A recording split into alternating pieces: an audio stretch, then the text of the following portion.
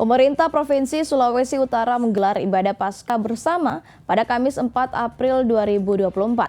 Dalam kesempatan tersebut, Wakil Gubernur Sulut Stephen Kando mengajak seluruh ASN dan THL di lingkup Pemprov untuk dapat memaknai momen kebangkitan Kristus.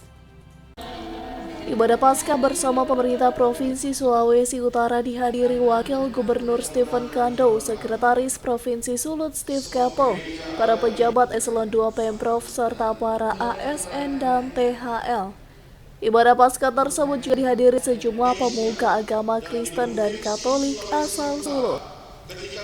Stephen Kando ketika diwawancara usai acara mengajak seluruh ASN dan THL untuk dapat mengimplementasikan kebangkitan Kristus lewat kinerja sesuai tupoksi masing-masing.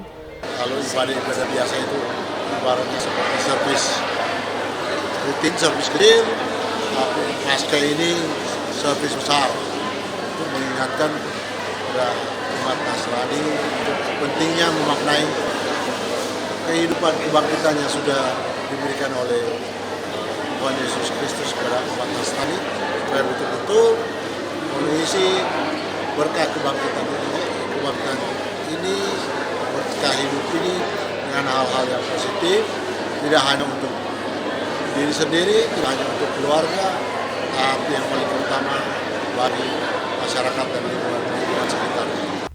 Didampingi istri tercinta Dr. Kartika Devitanus, Kando juga menyerahkan diakonia ke sejumlah panti asuhan.